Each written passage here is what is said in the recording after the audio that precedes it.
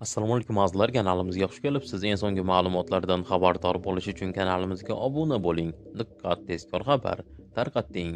O'zbekistonda yuqori miqdorda pensiyaga chiqish uchun nimalarga ahamiyat berish kerak? Pensiya jamg'armasi O'zbekistonda yuqori miqdorda pensiyaga chiqish uchun nimalarga ahamiyat berish kerakligi haqida tavsiyalar berdi. Pensiya yoshiga yetib, ko'p yillik mehnat samarasini ko'rish, keksalik yashni surish barchaning hayotdagi maqsadi hisoblanadi.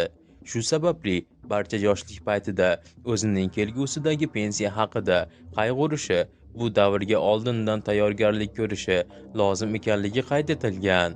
Yoshga doir to'liq pensiya olish uchun erkaklarga 60 yoshga to'lganda 25 yil ish staji, ayollarga 55 yoshda 20 yil ish stajiga ega bo'lganda tayinlanadi. Ushbu talab etilganga nisbatan kamroq, kamida 7 yil ish stajiga ega bo'lganlarga to'liqsiz pensiya tayinlanadi, ya'ni pensiya kamroq hisoblanadi. Ish stajiga nimalar kiradi? Pensiya tayinlashda ish stajiga rasmiy ishlab, ish haqi hisoblangan davrlar, yakka tartibdagi tadbirkor, o'zini o'zi band yoki xorijda ishlagan shaxs sifatida pensiya jamg'armasiga ijtimoiy soliq to'langan davrlar ish stajiga hisoblanadi. Ma'lumot uchun, ayol kishi rasmiy ishlab, ish haqi hisoblangan va yakka tartibdagi tadbirkor, o'zini o'zi band yoki xorijda ishlagan shaxs sifatida ijtimoiy soliq to'lagan davrlari jami 20 yil bo'lganda 54 yoshdan yoshga doir pensiyaga chiqish imtiyozi mavjud. Bunda yuqoridagi davrlar uchun kamida 7 yil ish stajiga ega bo'lganda fuqaroning harbiy xizmat, oliy o'quv yurtidagi kunduzgi o'qish hamda bola parvarishi uchun ta'tilda bo'lgan har bir bola uchun 3 yil, jami 6 yilgacha davrlar ham umumiy ish stajiga qo'shiladi. Pensiyaga tayyorgarlik qanday amalga oshiriladi? Pensiya fuqaroning rasmiy ishlagan davri va soliq to'langan ish haqqi, daromadi inobatga olinadi. Ya'ni fuqaro rasmiy ishlab, rasmiy daromad olgan sari yilma-yil pensiya huquqi shakllanib boradi. Demak, har bir fuqaro ish faoliyati va daromadini rasmiylashtirish orqali pensiyaga tayyorgarlik ko'rib boradi. Barcha pensiya yoshiga yaqinlashib qolamiz va endi pensiya haqida o'ylashni boshlaymiz. Endi menga qachon pensiya chiqar ekan, yuqori miqdorda pensiya olarmikanman kabi savollar kuzatiladi.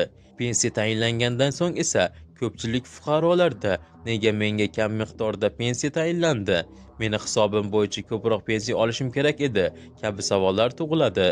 Mana shunday savollar fuqarolarda bo'lmasligi, yuqori miqdorda pensiyaga chiqish uchun pensiya yoshiga yaqin qolgan fuqarolar, shuningdek, yoshlarga quyidagilar tavsiya beriladi.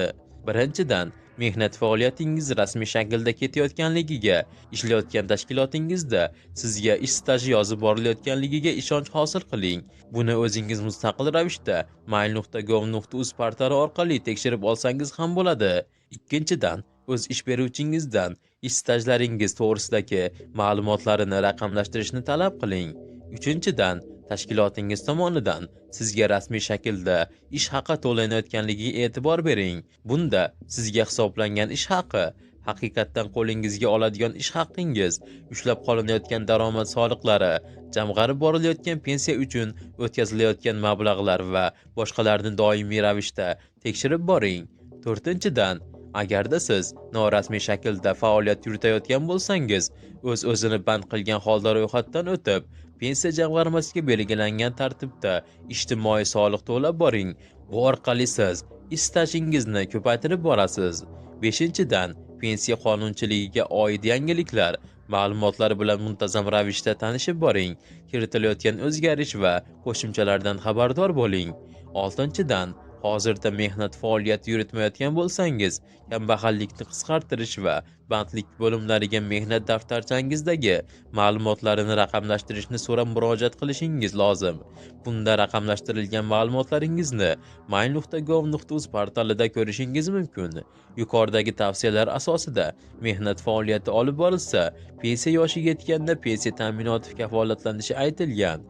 O'zbekistonda 2025-yil mart oyida pensiya to'lovlarini naqdsiz shaklda oluvchilarga mablag'lar to'liq moliyalashtirildi.